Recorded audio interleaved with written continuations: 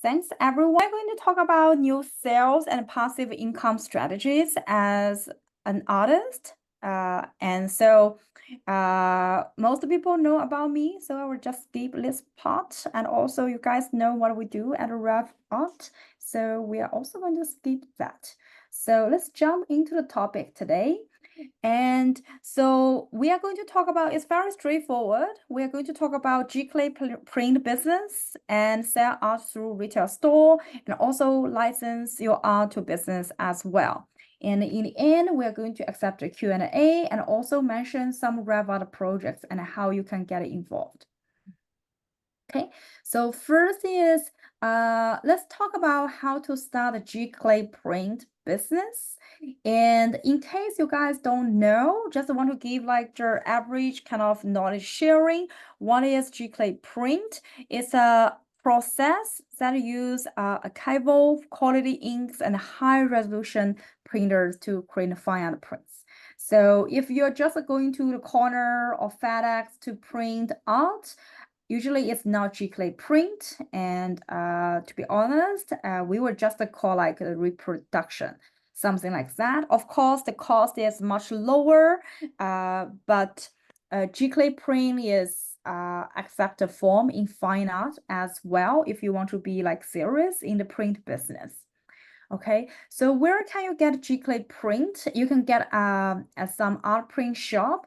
Some like you might have some small ones in your local city. Just use the Google search to do gCLAY print, local print shop, something like that. There are a lot of like big firms as well, some famous ones, especially in Europe. They have been existing for hundreds of years as well, and also some high-end print shop rather than FedEx print. They were sometimes they will also offer gCLAY print or art print service as well. So who are using gCLAY print is a very common among digital artists and a photographer. As you can imagine, they need to sell their artwork in the physical format as well. It's become popular among visual artists, painters as well, because it's a great way to reproduce your artwork and in a much economy way. And so how to start? So you need to find the right printer and materials. And if you just start this, or you're just exploring whether it is the right avenue for you, we usually suggest that don't buy printers, don't buy those equipment by yourself. Go to the printing shop, the art print companies, collaborate with them. But for some artists, we notice they already become like really big, in this printing business. They begin to buy the printer by themselves, which cut the cost a lot. So if you ever consider that, or if you go to a vendor, to check whether they have the good quality before you paid anything, run a test. Check with them whether they have high resolution inkjet printers for fine printing. There are some like popular model from each printer company, such as Epson, Canon, HP. They have several like specific machines for that. It's usually more expensive than just the home printers or those regular office printers. And also, the inks is very special as well. And also try to choose the paper, which is usually is acid free. And paper, there are very many variables of the paper. Usually when you go to those art prints, they will ask you to choose what kind of paper you want to use as well. So there are several common ones, which such as watercolor paper, rag paper, fine art photo paper as well. So for us, we like, there are many famous brands already. And for RevArt, we prefer Hahnemühle, which is a very famous brand from German. They have been doing the paper for 103 years old and very popular among fine art print. Okay. I mean, some artists, they don't like their print on paper. They want a little bit have more traditional look, which means it looks really like the original painting. So you can use archival quality canvas materials as well. Make sure you choose the right canvas. For example, really not big fan of FedEx art print because even on the canvas, the quality is really bad. I mean, if you just want to sell your artwork in the art market, we understand that. And also for digital artists, if you just sell print, let's say $20 to $50, I mean, it's very cheap. FedEx might be good for you, but the problem with those FedEx or like those normal print shop, the problem is they usually don't use acid-free quality paper or materials, which means if someone buying your artwork, like they can't store it forever. It usually will after 1 to 5 years, it will be derated and distorted, and the paper will turn yellowish. So that's not something if you want to do serious print for collecting. But if you're just selling like postcard, kind of like wall art, under $50, you can go with those low quality paper. And also you need to prepare the digital file. And many artists they don't, especially in the beginning of their career, they don't have this kind of mindset to prepare like high resolution digital file, which you should document them no matter whether you're doing print or not. We highly suggest you should do that. And there are several ways you can do it. You can do the scanning. Again, you can go those art print shop. It might cost 40 to $70 actually to screen. It's not that affordable, I would say. So, but they are very high resolution, and we used to have do a licensing project with an artist, and it's print on 30 by 50 feet. So you can imagine how big it is. The original painting of that is only 20 by 24 inches. That's similar size, that size. And because she used very high resolution scanner, and so the DPI is really good. So when we print on like such big, like 30 feet, it's like we literally kind of enlarge more than 100 like times bigger, and still it works. It works very good. And also, if you have larger pieces, scanning becomes very, very hard. So you can consider use the digital camera with proper lighting. If you go to full-time artist like studio, we usually see like a really worst investment is you have like tripod, the stand, and you can if you have the budget, you can have really professional those cameras. If not, the latest iPhone cameras can work for you as well. And usually against a white wall, take the pictures in a room full of natural light will be the best.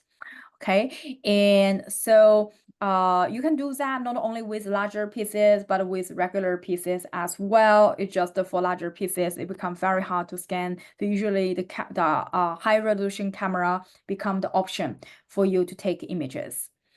And so the image you are preparing, first of all, it should be professional image, which means only have, the straightforward like angle, the front taking from the front, right, in a natural lighting room, etc. So so that's kind of the basic you should do. But also for the digital file, you need to have a resolution of at least 300 dpi to ensure high quality prints, or even for licensing business, which we are going to talk about that later. Anything below that, because we run a lot of open calls and we work with some artists before as well to collect information. The materials is really not able to print at all.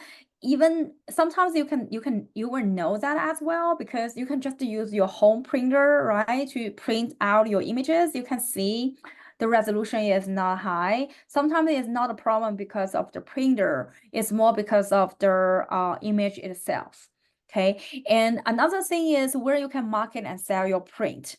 So of course you can sell online, and print wall art is a very popular option in e-commerce, and such as Etsy, Shopify. Those places, to be honest, are not the best place to sell original paintings. Think about it. Who is going to, very seldom people will buy, let's say, $1,000 painting from Etsy.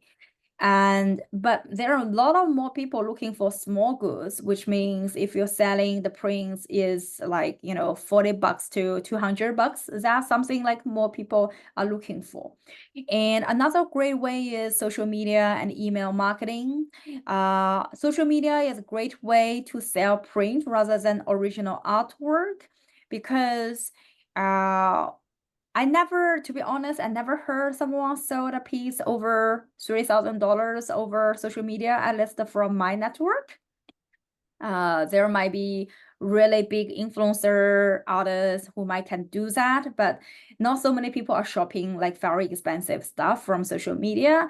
If you are selling original artwork or like high value artwork, over $1,000, people still tend to go to the shop, right? Talk with the artist, talk with the owner to buy it. But social media, you can still leverage it to sell some more affordable pieces. And you can also sell through like email marketing to push some sales there, because that's a much easier and quicker decision people can make. And you can also sell in the art market, art festival, retail stores. There is nothing wrong to do that. You all know, like some famous digital artists. I mean, 10 years ago, they're all selling $50 worth print in those art festivals. It doesn't matter, right? 10 years later, they finally hit their milestone and sell their piece and auction their piece in Sotheby's for millions of dollars. So do think about that if you want to do the print. And also, let's talk about the benefits of selling the print. First of all, you can have high quality reproductions, and also it's kind of lower cost compared to creating the originals. It can be more scalable as well. But of course, there will be like a disadvantage and things you need to consider to do the print. The high initial cost, which I mentioned here, is relating to the production itself. It's not, the lower cost is compared to creating originals just by yourself. Some artists might not only be able to create dozens of artwork per year, right? So apparently doing the print might be a good idea to sell more art. Usually the high initial cost involves like you need to do a lot of research about print companies, and I usually suggest artists will do a test run because they don't know what's happening with the print, right? You want to maintain the quality, you want to make sure your art looks great in the print. So it might cost you some money to do the high initial cost, and usually it's more like the production and of merchandise. And the more you order, the cheaper the per unit cost will be. But the more you order, you also have this kind of inventory problem. So you need to consider all that. Another is it might be some perceived value. If some collectors, they are concerned, right? They buy a piece from you, $3,000, and then you do a print, which is the same image, and you are just selling for like $100. So some collectors might not be happy with that. So you need to consider that. Some collectors, they are more flexible. So I want to talk a little bit more because I receive a lot of questions from others to say, oh, I don't know with the print, and it seems like some of my collectors not happy. So why the collectors don't want you to do the print? Because for collectors, they're not only collecting your art for fun, they're also investing in your art. So usually for them, they want to bring your artwork in the end to the auction house, right? So probably one piece of it or several pieces of it, or you can do it by yourself to increase the value. So it's like their asset also increase in their accounting book. But if you're doing print, it might give other person, especially before you become famous, they might give them like, you know, a feeling, especially that image might be overused or overproduced. But to be honest, if you're just an upcoming artist, I don't think it's a problem you should consider, because you should focus more how to get famous and, you know, get more popular, get more people in your orbit, in your ecosystem, rather than more carrying one or two person. Probably the person just buying art for fun rather than buying for investment. They just don't want someone, you know, to have the same similar piece while he or she is spending much more time. Of course, you need to consider your relationship with them as well. But my general advice is, if the person is not like, you haven't have this like super loyal collectors buying art from you, and the person is serious, print might be a great idea for you to make some money, to keep you surviving, you know, and also continue to create, which will benefit your career in the long run. And another disadvantage is might be the quality control. So that's why many others, when us, especially for those, even for some established ones, they spend a lot of time in quality control of their print, because it's all about branding, right? You don't want to dilute your brand. And it also might be a little bit confusing to manage limited edition. Some others just keep printing, right? It just really treat it as merchandise rather than treat it as selling as an art. So it will cause some trouble and not good at for your future art business or brand as well. So I do have a question from the chat, which is talking about like, how about print on fabric? So some companies can do that, especially, but fabric usually is not a fine art print. It's more about merchandising. So printing on fabric, I would suggest need a little bit more research rather than going to fine art printing company, probably going to some manufacturer or print on demand company. And some manufacturer really have great machine, and they can the better after materials you're using, usually it will be better reflecting your art. So you need to do some test run of that as well.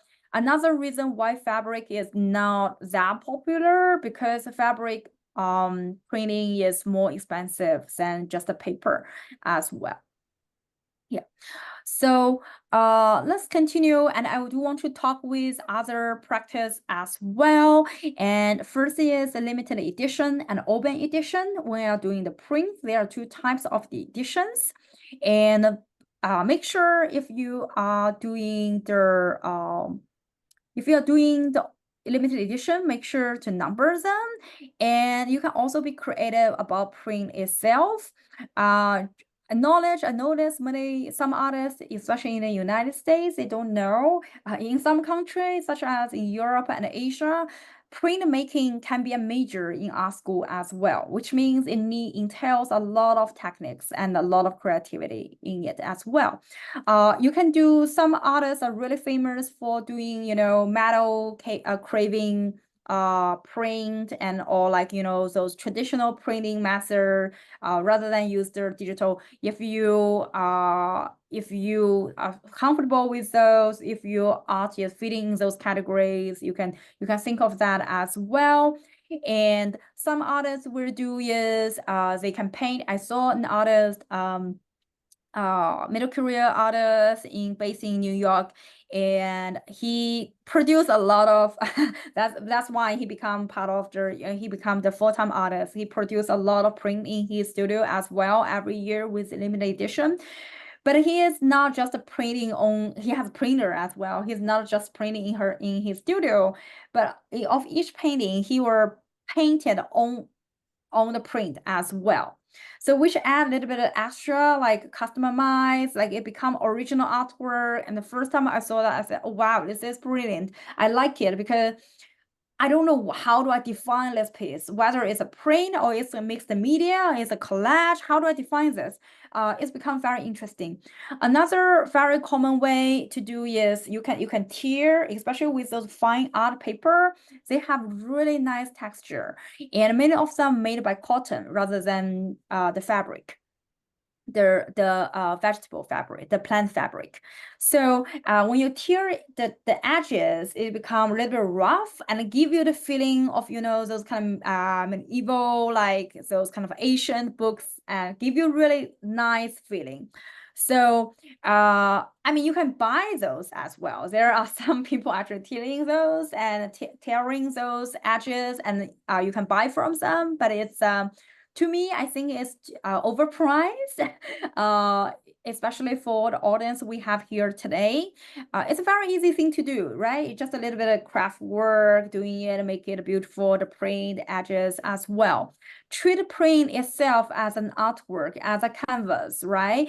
And all the interactions you did with it can be part of the creation. Some knowledge sharing I want to mention about limited edition. So usually, you know, limited edition is, you know, if you can have 50 copies and the first copy is 1/50. That's how you number them, and you make sure you sign them as well. There is several proof copies. If you go to those, let's say you go to Etsy, right? You see some very expensive print, right? And they have different like descriptions. One specific description is what we call the AP version. AP version stands for artist proof version. So it typical constitute about 10% of the total print run. Sometimes some artists only do like 1 or 2, 3, like out of 20. Some artists might do 5%. So it can vary, but 10% is kind of very typical number. And it's usually being marked by AP or A/P, and their number separated from the main edition as well. Let's say you're making total 20 prints and you're making 2 AP version. Usually when you sign your AP version, you sign AP 1/2 rather than 1/20. Okay, and that's how you number it. And when you so that's why it's become like special, because usually AP version is artists yourself go to the print shop or you test around a lot. It's kind of the first copy you have and you verify it.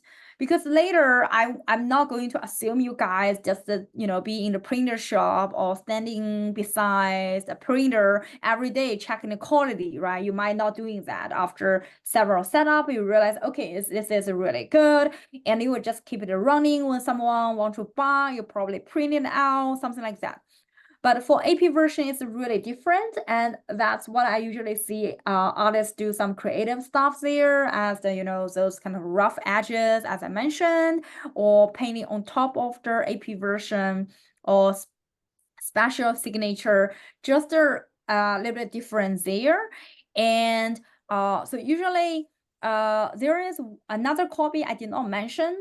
Another copy is called the gallery proof version. So gallery, what is we call like GP version? GP version is much more rare. GP version means it's not artists go to check the quality of the print run. It is the gallery usually which has really more renowned and really have long history and good reputation. They go to monitor to check the quality of print run on behalf of the artist.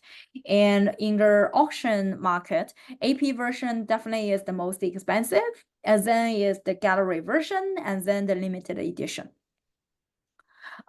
This is something about limited edition. Another thing I want to talk about is screen print, which usually we call silk print as well. So they're very well known for their bright, vibrant color. So if you have an artwork which is more contemporary, or you have bright color, pop culture, pop art as well, it might be a great way to consider to do the screen print. The print techniques can be used on various materials. It can be paper, it can be fabric, it can be cloth, textile, different materials, canvas, etc. And so the great thing about a screen print is usually you can customize each print by varying the colors and layering techniques, because usually you need to print layer by layer, each color by each color with the traditional way. So that's why silk print usually is the cost of itself is more expensive and also more time consuming as well. The price is much higher than just the digital print. And but another good thing about silk print, because the materials of them is more durable than digital print, so they are more, sometimes they will be suitable for outdoor displays as well. So but still it can be cost much less than doing an original. Okay, another knowledge I want to share is the print with originals. How do you price them? That's another very, very common question we received from artist side. For us, we like to follow this rule, which is very common in art industry, which you price at a fraction of the original price, which usually is 10% to 25%. Okay, so that means if you're just selling 100 original artwork, your print should only sell like at 25 or 10 bucks. So that's usually we suggest artists not doing that, because your artwork is too affordable, or like, you know, really at a lower price range. Like, why bother, right, to do the print unless you're a digital artist? I mean, you can sell digital print at a 25 bucks or something like that. And if you're selling artwork which is like 1,000 and you already sold it, you know the images is really doing well, and you are thinking like just to monetize that the same image, same piece again, so you can sell print around like 100. That might be a good price point for you. Okay, we see some artists, because they calculate really based on their cost, and they like to do really big print, you know, and they sell their print at 1,000. To be honest, it's pretty hard to sell $1,000 print unless you have some fame and you have a lot of followers. Of course, at the time, your original piece is over 10,000 as well, right? So it makes sense for people who can't afford you buying 10,000 artwork to buy a print from you, which is 1,000. But we don't suggest, if your artwork is only like 2,000 and you're selling print 1,000. Usually when I see that price list, I will have question mark, why doing this? What's the purpose behind that? Okay. So I want to share a story with you guys to encourage you to be creative and really embracing the print. And so many artists, historically, you know, they are also doing prints. So it's not just only for like, you know, upcoming artists, for artists try to make a living or something like that. It's a really common practice, even for some most important contemporary art figures. So Jeff Koons print, including those from limited editions and, you know, featuring his some like really famous imagery, you know, the balloon dog, etc., sometimes exceed the price of some of his original artwork. He does have some like traditional artwork rather than doing those pop art, but those prices not even as expensive as his limited editions of the famous series. So that's why you see some print can have like really high value. That's because they connect with their high profile art. For Jeff Koons, let's say, or Banksy, right? I mean, I can't hire Banksy to do a mural for me. I don't know how much it's going to cost. Probably cost millions, who knows? But I mean, for Banksy, if I'm buying a print of him, sometimes I checked online. The cheapest one I find is just a little bit over 10,000. Looks much more affordable, and everyone know about him and about his artwork. Okay. So how do we decide whether it is right for me for the printing business? So first of all, you need to think, okay, do I have the right image, right? Do I have the right artwork? And does my artwork look great on print? Some artwork doesn't, especially if you're doing the mixed media, you probably lose some textures there, depends on how do you do this. And yeah, for mixed media, a great suggestion is we have an artist doing amazing print, and she is a quilt artist, which is a little bit like, have texture. And she did a lot of testing. In the end, she chose the metal, which can have those kind of texture, kind of three-dimensional feeling as well. So you need to decide whether your work should look good or not, and also consider your style. Print is more suitable for home decoration. Like I know some collectors collect art print as well, but there are only not so many of them, and they're collecting because usually for famous artists. And for you guys and for most of our artists, think about it. Wall art is usually for wall art, which means it's my people just buying them, hanging at home, and instead of buying something general from Target or other home decoration company, they probably want to buy your artwork if the price point is the correct one. And also you need to think about how could you handle the logistic, right? You need to print and you need to ship all those stuff. Is the right thing for you to do? Okay, so now we're going to talk about how to sell through the retail store. We put print first because retail store, if you want to sell, you need to consider what you want to sell. Wall art and print can be a great option for you to do that. And first of all, you need to find the right store to sell your art. You can't just go to the next door of the grocery, let's say go to Walmart to say, I want to sell the artwork here. I mean, this is not the right market for you, apparently. So first of all, you need to align with your art style, right? If you're doing pop art, probably those high-end, those kind of boutique store is not good for you. But let's say Supreme or Nike, the Lululemon, those kind of, more their audience is younger, right? More energetic. Probably is the place you should talk to. And if your artwork is more like contemporary, modern, minimalism, probably you should talk with some home decoration like the West End, other boutique stores. If you have bright color, you probably should talk with boutique stores, which is selling fashion. And so you can always do research. You can do online, or you can visit local stores or local art fairs to find potential partners. And also, what kind of store you can consider: design, gift store, boutique store, home decoration store, lifestyle stores.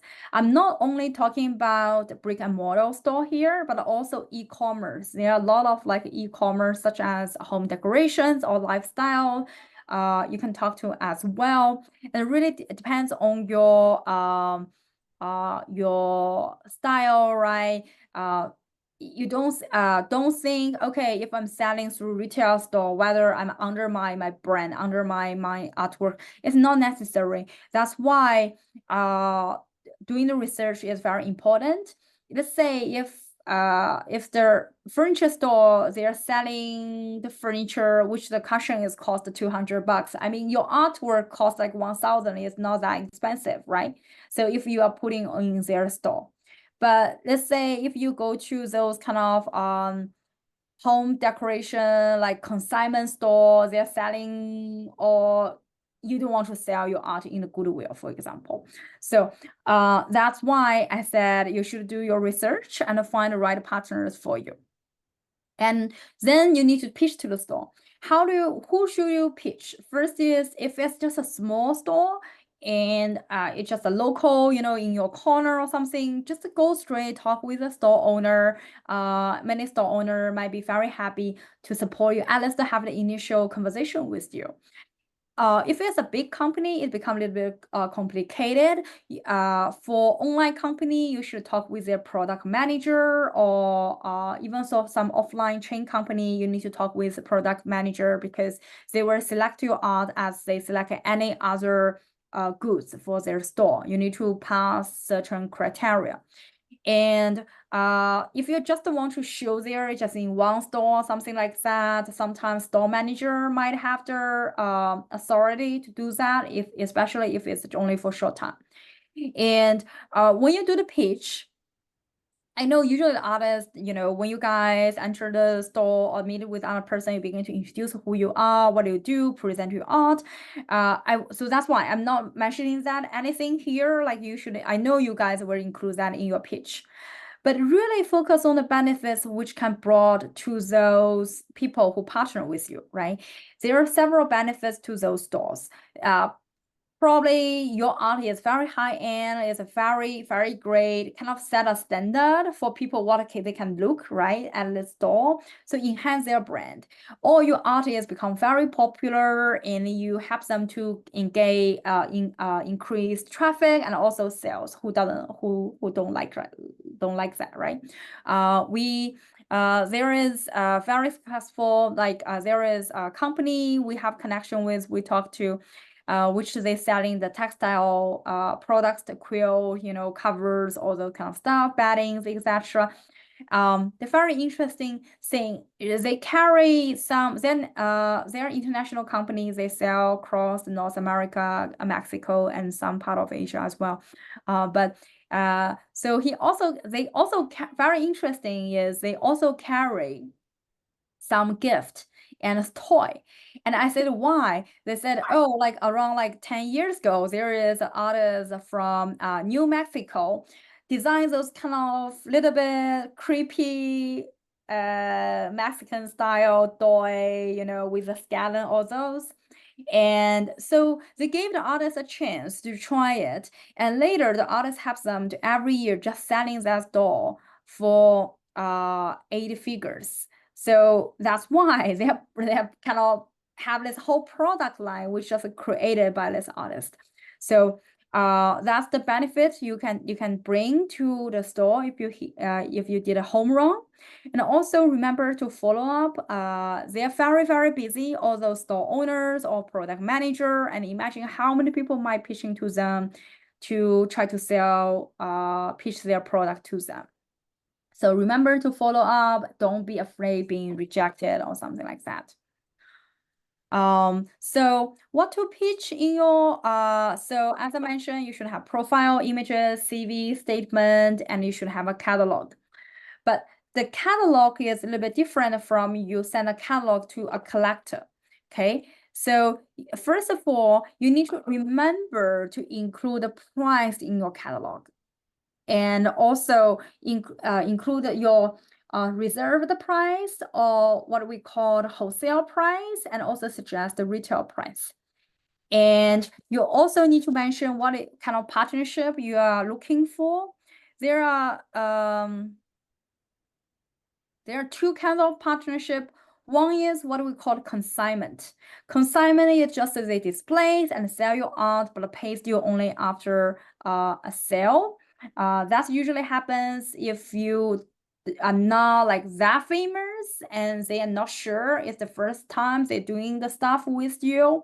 So usually it will be consignment. And wholesale is they buy your art upfront at a discount rate, which means they will buy at a quantity, right? Buy your craft work or buy your art merchandise or buy your art print, and you receive the payment immediately. So you don't have this kind of burden or pressure on inventory anymore. But usually it happens if the sales is really good, you already did a test run, they want to have kind of book your inventory, right? Otherwise you might sell to their competitors. So that's why they want to do the wholesale. So another thing in your price you need to remember is, so for the retail store, they are opening, they need to pay for the rent, they need to pay for their marketing, and they may need to pay for the stuff. So they're looking for a margin. So usually for them, their typical margin level is 40 to 60%. So that's if we translate to the markup, so which means they will mark up your price 2 to 2.5 times. Okay, so for example, if you're selling a product to a store at $50 for a print, they might sell it at 100 to 125, which is very, very typical. So you need to make sure why the final price relates to you as well. As I mentioned, if you selling your print, let's say $100, right? So which means they need to sell around 200 to like $300. And then you need to consider whether you can sell it or not, whether people will buy a print from you, and they can do the marketing for you, but you need to think about whether you two can do to sell this expensive print now. And also at the same time, don't undercut your partner, which means if your partner is tried a lot of ways to sell your print at like $400, and then you realize, oh wow, this is really doing great, and I decide to sell at $100 at my studio. Please don't do that, because it will undercut your partner and piss other people off, and it's also not good for your price system. And so the benefits of retail partnership is it increased visibilities, a broader customer base, and it have more sales opportunities as well. But it might have lower profit margins because, as I mentioned, they do require a lot of margin on your product, which means sometimes it turns out others have to pass along, just give some of their margins to the retail store. And then you don't have the control of those work anymore, and also the promotions. So make sure you choose the right partner, and you might end up with inventory risk, especially you are very optimistic, like, order a lot of inventory and put at home. And it might have like brand dilution as well. Really depends on what kind of brand you want to work with. So is it right for me? Consider your art style and consider your experience, and you should be comfortable with the margin. I mean, some artists, I think, some artists collaborated with us. We secured some deal with them, and some artists say, "Oh, I feel like after like half a year, right, they sold some pieces, and they told me, say, hey, Patty, I don't want to do this." I said, why? I mean, we spent half a year to secure this client for you. I mean, it's not a time to just say, I want to do this. Some artists say, oh, I don't want to do this because I feel it's unfair, right? I just received $100, but they are selling $300, $400. Why they are charging much, much more? Again, they need to, everyone need to pay their check. If you want partner in your process, you should be prepared to pass some of your margins to them. And so you should be comfortable with the margin. And we have a very happy artist. She sold a lot of coasters, which is $99 just for coasters with us. And with the client, we introduced her, and she is like, I don't care about how much money you sell. Like, I mean, I received $40, but you guys can sell like 100. Good for you guys. Like, I don't care how you did this, but I'm very happy. It's good for her brand as well. So also you should be able to handle the logistics. Okay. We have another question. So, are schools contracts common? What might it looks like? So it's not that common, to be honest. Especially if you're selling at a discount, right? So a bargaining point you can have is say, hey, it's also the first time I collaborate with you. I don't know how much you can sell for me. And how about I'm doing a consignment? I give you a very low price. I almost make nothing, right? That you can pitch to them in that way. And let's do a test run, but I might just sell by myself. And is it okay if I sell in another boutique store, but in another city, not next to your door, something like that. So the more bargaining power you have, you can have talk with them, and especially when they want to sign exclusive contract, become very, very important for them. It's also become a good sign, and which means you can enter into the negotiation with them to talking about wholesale price, wholesale agreement. Okay, so lastly, we're going to talk about licensing business. It's kind of really connecting the two we talked about of that. So licensing business is kind of grant permission to use your artwork, right, to specific products, and in exchange of the royalty licensing fees.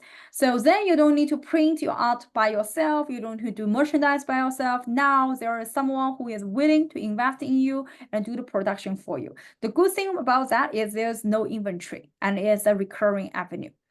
And for them, why they want to do licensing? They want to enhance the product appeal, and they want to expand the product line, and they want to leverage popular art and popular artists just to reach to more like audience.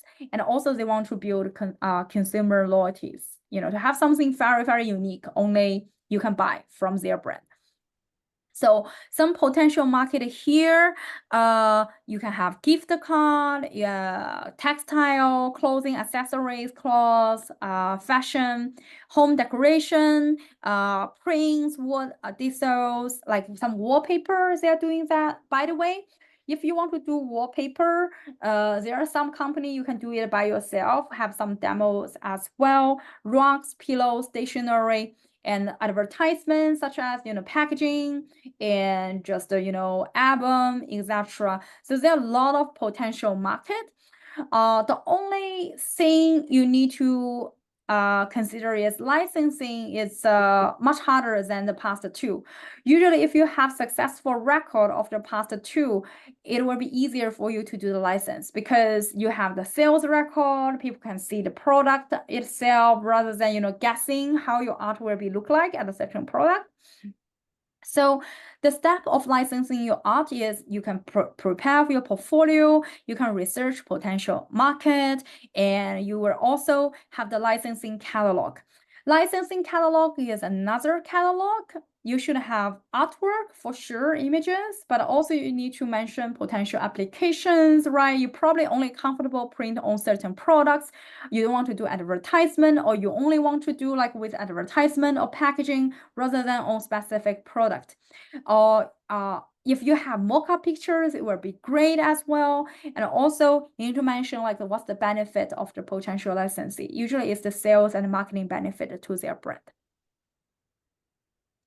And finding your licensing partner is another way for you to enter the market because it's a very, very niche market. So you can either work with some licensing agent or agency, or you can go to those trade shows such as Atlanta Market, Dallas, Vegas has several like those kind of market as well for stationery, home decoration, and gift. And you can network at those kind of trade shows and industry events to know the people and to present your art.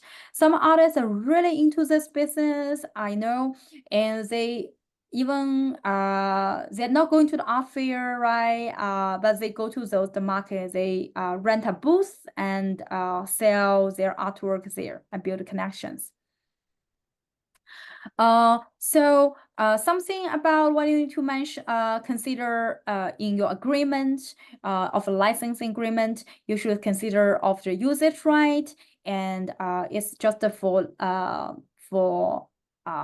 advertisement or is for specific product, what kind of product, how many SKUs, how many product line you want to do this, and how long it will be, whether it's exclusive or not, if it's exclusive, in which place, in which industry, and territory, whether you license only even for the same company. Let's say you're doing something with Target, they do have artist program, or you are doing something with Nike, they have artist program as well. It's only for US market or the global market. So that's another thing you need to consider in agreement. So the typical royalty rate is 5 to 15% of the retail price or the net sales. We usually suggest with the net sales so that it gives the freedom of the licensor to discount their products. If the products is not selling well, right, they have the freedom to discount. And so because as long as they're paying you based on net sales of the percent of the net sales. The payment structure usually include upfront fee, advances, ongoing royalties. If you don't have very strong bargaining power, usually you will end up, just receiving ongoing royalties rather than receiving upfront fee. But if you have strong bargaining power, you can ask for upfront fee as well. And also need to mention that restrictions, other things in your agreement. And the benefits of our licensing is you can have recurring income, you can expand your reach, and also enhance the visibility. So typical art style, not all art can be licensing. I want to be straightforward for you guys. Usually paintings, illustrations, digital art, photography with very specific, very unique perspective are more welcome in the licensing business. So licensor should choose what kind of artist they will choose. Super upfront here based on our experience. If you're very well known, yes. If you're Jeff Koons, yes. Okay. If you're artist with strong social media presence, yes. Usually it means you need to have 7-figure followers, or you grow your followers so quick, which no one can oversee you, or you have like very distinctive style. And also you can have like specific expertise such as cultural motifs, botanic illustration, just a very unique style which other people are looking for. And you also, if you have proven commercial success, as I said, if you have your own product already, right, you're selling a lot, which is like usually licensor will choose that as well. Is it right for me? So consider your art style, consider your experience, consider your business skill. This page is really the great benchmark for you to consider whether you fit in certain categories and whether the licensing business is good for you. Okay, so that's all of our like the 3 things and a little bit of introduction of Revart, our projects. So we are organizing our second half of the year catalog, sending to our partners and also clients. We do have licensing. We have an email list of over 30 companies now. In retail store, we have a list around like 20 companies, and we'll continue to expand those company list.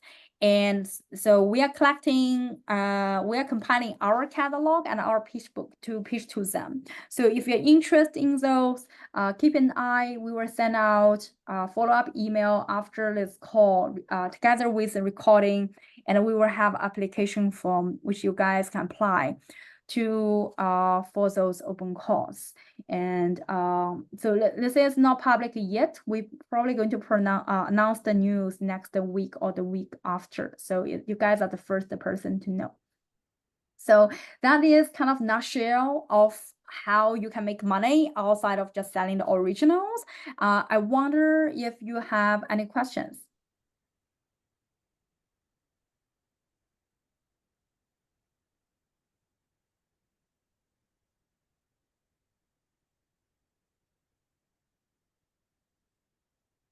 Please put it in the chat if you have any questions. Okay.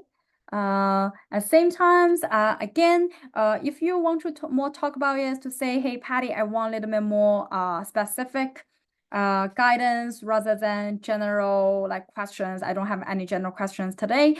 Feel free to book an art clinic with us. This is open to Revart artists only, and make sure to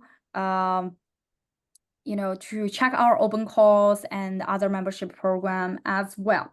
Can you talk about more about catalog? Yes, Usha, which one? Which catalog? So one thing about catalog is you can't just have a universal catalog just for everything. It doesn't work. So you need to have the catalog for each. For us, we even curate a catalog for each brand. Okay, how many for licensing? So for licensing, the catalog is more about images, but the most important thing you want to have in your material is your past success. So you need to mention, like, let's say if you already work with big names, you should mention that. If you already have some product, right, and you should mention that as well. And there is no limitation about how many artworks you can present. But if the people are not interested in your portfolio, because we don't have a tracking tool to do that, usually people will stop. The first 3 pages are the most important. Let's put it in that way. Because if your story, if your art style is not attractive, usually they will not browse the rest of the catalog. Yeah. Yes, merchandise can be a great way to collaboration for the artist. It is. So for that, for licensing and also merchandising, my suggestion is go with some local companies first, and with small brand, probably a friend's brand. And probably the first gig is you're not charging yet, right? So some of our artists like to do, for example, one of our artists like to do like wine label, and he went to the wineries, which there's a lot in the neighborhood, and he did a winery label around like 500 bottles. I think they call it a limited edition bottle, right? He did not actually get a pay, but because of that, he got a later much more opportunities being hired by, especially with the drink companies, to design the bottle, to use the art to, you know, license a bottle. So that's something is yeah. So yes, so this is different. So we are switching to Revit now, and we kind of focus more on the traditional art as well, and different revenues, because NFT market is not doing great. So which we begin to put a little pause there and help others to make money other places. Yeah, great question. Okay, great. So I think we don't have time for any more questions. And again, feel free to book art clinic with us if you want to discuss more specific items. And thanks for everyone joining us. And I hope to see you guys next time again. Thank you.